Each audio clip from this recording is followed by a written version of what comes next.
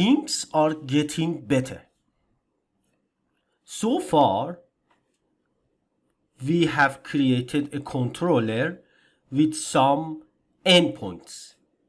Now it's time to clean things up and create something a little bit more serious and kind of permanent. We're gonna change them again and again, but if I go to the code, you will see something like this.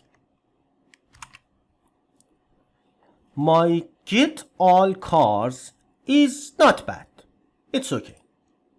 Because it's like this. It returns data. The first change that I have made is changing the cars to cars data. It's a very small change. So I'm gonna return all of the data, all of the rows in get all cars. The second one has not been done. I should do it now. Using get all cars is not a suitable, nice, or even a standard way of filtering data. So what should I do? I will copy this. I will come here. Public, static. The return would be obviously a car. And the parameter is an ID. Like this. So I should say, let's copy this, paste it here, use this instead.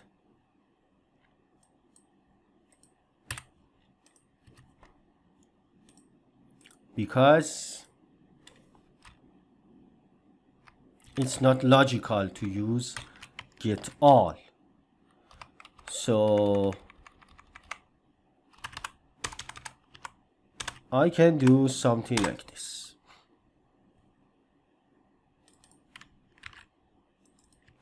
This one.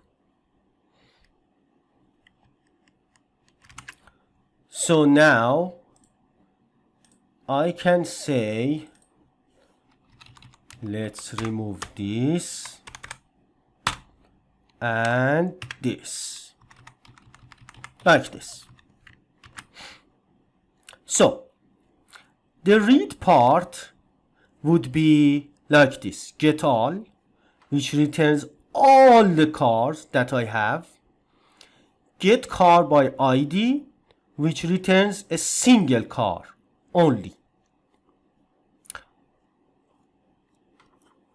The question is, if I have to do a searching through one of the fields, let me come to my model. If I want to search based on some criteria like brand, color, capacity, something like that, then what should I do? Since we are here and we're gonna handle the validation by an action filter, I can say by this line is gone. Okay, so one of these properties or some of these properties can be a search criteria when I want to deal with data. What should I do?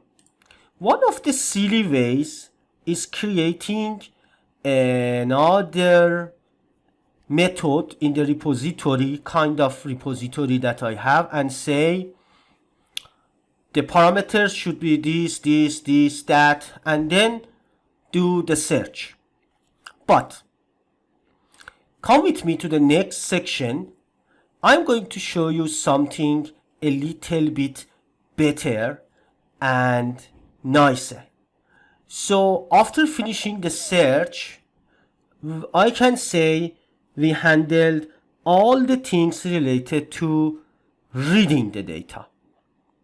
Okay, see you in the next part.